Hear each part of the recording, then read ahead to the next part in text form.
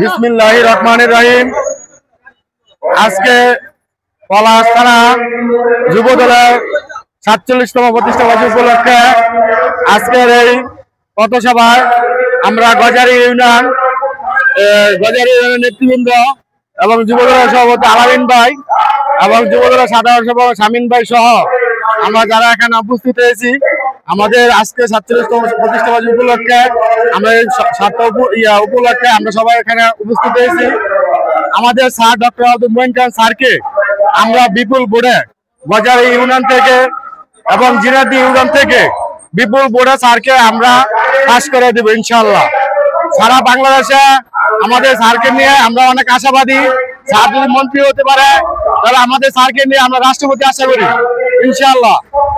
আর স্যারের কাছে আমাদের একটাই আবেদন, আমাদের বাজারে এবং জিআরডি স্কুল কলেজ এবং রাস্তাঘাট স্যার যেন ইনশাআল্লাহ মন্ত্রী হয়ে আসতে পারে। আসলে যেন আমাদের বাজারে এবং জিআরডি এবং পলাশ থানা সহ